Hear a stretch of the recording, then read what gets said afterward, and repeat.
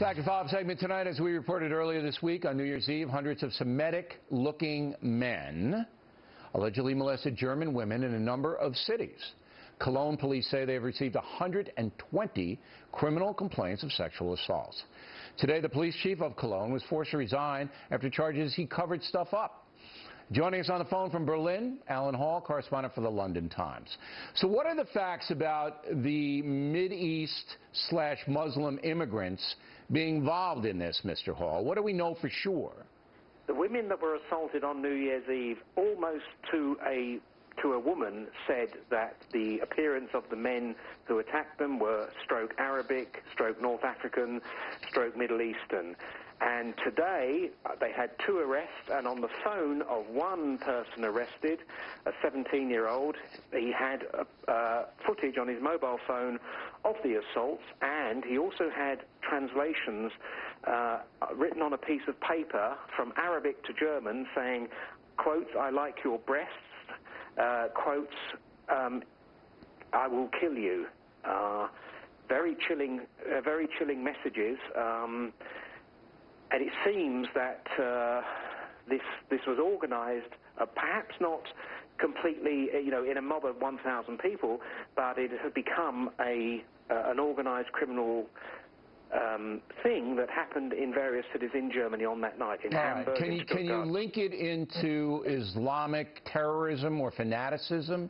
Can you make that leak? I wouldn't be able to do that, I'm afraid. Okay, all right. So that link hasn't been established. What's been established is mostly Arabic men involved. And, of course, we all know that, in that world, Islam is a dominant religion. But we haven't got, I want to be clear, any link to any ISIS or any Islamic jihad or anything like that. Okay. No, but what we do have is the fact that the German police really did try to cover up the fact that... Sure, the police chief fired today. Yeah, but they tried to cover up the fact that... Why would the cops try to cover it up? Because the social fabric of Germany is stretched very thin at the moment. They've taken in over 1 million people. Angela Merkel is all happy-clappy. This is okay. We can do this. This is the singular theme of her. But we know, and you know, that hostels are being burned, that people are being attacked, that the people in the street do not believe this. And, of course, the Germans, bearing in mind the weight of guilt they carry for World War II, wanted to show that we are one, that we are a nation of welcome. But the welcome is wearing thin when you have people, and on the night it's now emerged that several officers approached these men and they had no identity cards and no passports, and the only form of identity they had was their registration card from an asylum center. All right, so they were refugees from Syria and Iraq, taken in by the Germans, participating allegedly in these sexual assaults. All right, Mr. Hall, we appreciate it as always, and we're going to continue on the story, and I think it's an enormous story. So let's bring in Lieutenant Colonel Ralph Peters from Washington, who's been following it for us. This isn't just in Cologne or Hamburg or Germany. These refugees that flooded into Europe, millions of them, are causing trouble in other countries as well. Isn't that true? Yeah, it is indeed, Bill. And it appears, at least to me, that all these New Year's Eve events must have been coordinated in an Arabic language chat room website. You had it not just in Germany, in Helsinki, Finland, which was an utter shock to the Finns. You had it in Salzburg, Austria, where, sound of music country, where apparently the hills are alive with the sound of sexual assault. It happened in Stuttgart, in Düsseldorf, in Hamburg, in Germany, in Cologne, where the number of assaults is now over 170 alleged assaults. But the worst for the Germans was it's now emerged, and they tried to cover this up too, in Weil am Rhein, which is a small city down on the Swiss border in Germany.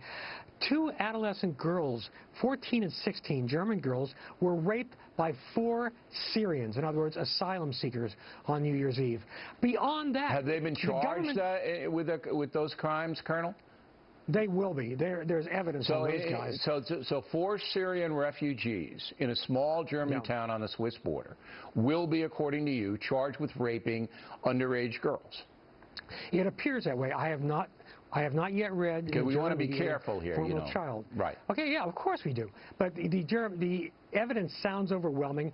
I do not know that formal charges have been lodged. But beyond that, the government's house of cards is collapsing. They've also been playing down rapes. Refugee-on-refugee rapes, or asylum-seeker-on-asylum-seeker rapes in the hostels, in the camps. How do we know that, Colonel? How do we know they've been playing that down? Because it is, well, we know because it's the reports are coming out more and more, and I follow the German media every day, virtually every day, and reports keep coming out, and the government kind of tries to play them down. It's not that the government's trying a total cover-up, but they're trying to say, oh, it's okay, we can handle this, it's not that big a problem. But it is, and like the average American, when it comes to our claims that, Islamist terror has nothing to do with Islam, in Germany, when they try to say that, these assaults have nothing to do with asylum seekers, it just doesn't play. And by the way, this is not about Islamist terrorism. You're right on that. You're right to ask that question. What it is about is a true clash of civilizations. And we must distinguish, and the Germans and Europeans must, between legitimate refugees and people who are out just hustlers. I mean, these young, uneducated Muslim males of military age are not refugees. They are invaders culturally. All right, Colonel. We appreciate it. As always, thank you when we come. Right back. Stuart Barr.